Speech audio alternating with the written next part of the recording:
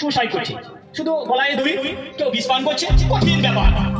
তো কেন তারা সুসাইড করছে জানেন? গার্লফ্রেন্ড বয়ফ্রেন্ড তাদের চরম ভালোবাসা, একজন একজনকে পেল না, এই জন্য সুসাইড করছে।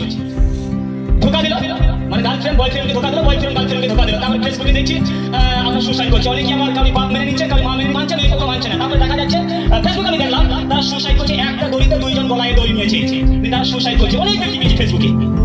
তো এগুলো ইসলাম কি বলে, শরীয়ত কি বলে? যারা সুসাইড করবে, সুসাইড করে মারা যাবে, যারা বিষ পান করে মারা যাবে, কোরআনের একাধিক দলিল আছে, হাদিসের একাধিক দলিল আছে, যারা বিষ পান করে মারা যাবে কাল কিয়ামতের মাঠে তার আযাব হবে। কি আযাব হবে জানেন? যে বিষ পান করেছে সে বিষ পান করতেই থাকবে, করতেই থাকবে।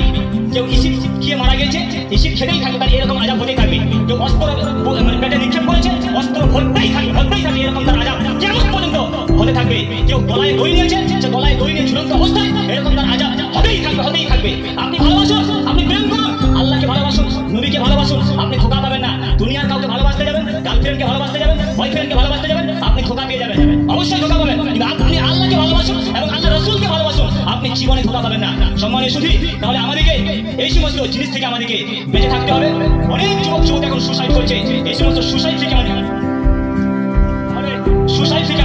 বেঁচে থাকতে হবে। যদি সুসাইড থেকে আমরা বেঁচে না থাকতে পারি, তাহলে আমরা কাল কিয়ামতের মাঠে আমরা কিন্তু পরিত্রাণ পাবো না।